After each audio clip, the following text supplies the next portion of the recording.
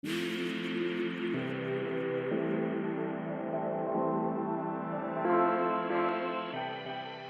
there, this is Lauren Comer, and I'm a senior product marketing manager at Mindtickle. And a question that we often get from customers and prospects is, why can't I just use my traditional learning management system or LMS for sales enablement? And, the biggest reason why we recommend organizations use a sales readiness platform or sales enablement platform is that while an LMS works well for traditional, one size fits all, once a year, longer form training, things like traditional topics on information security or workplace etiquette, corporate spending, things like that. Well, it works well for that.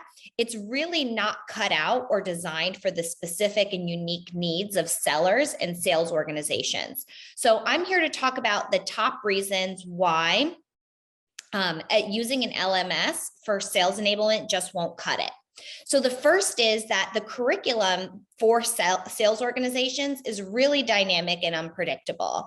And that's because what they need to be enabled on is not just impacted by internal factors like product releases, organizational changes, but also external factors like competition and market changes. So sales enablement teams need to be able to pivot on a dime. They need to be able to push out engaging micro-learning, things that sellers can consume anytime, anywhere, on the go. Let's think, offline on an airplane while they're driving to an account, as a podcast from their mobile app. And LMSs just aren't built to be able to create content that quickly, but also to enable sellers to consume that content how they need to.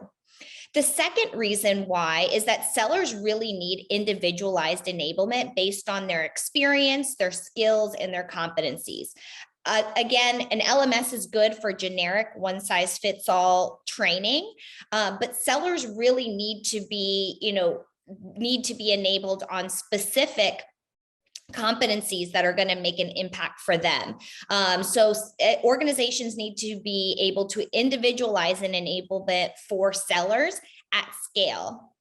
The third reason is that sellers need practice and reinforcement of what they've learned for it to make an impact in the field.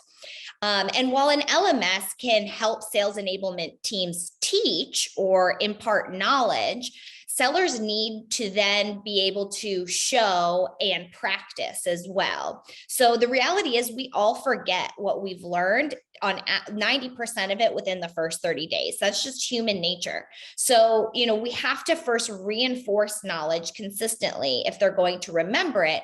But even if they do remember, it doesn't mean that they actually know how to articulate what they've learned in their own words. So they need that hands-on practice so that they can translate that knowledge to behaviors.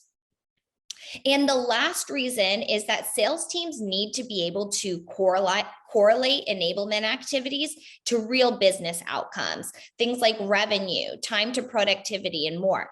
And while an LMS can tell you metrics on things like adoption and completion, it's really going to leave you in the dark on the things that actually matter to the business or actually make an impact on the business, right? You need to be able to see how your enablement initiatives are impacting real business outcomes so that you can then continue to refine and learn from what you're doing.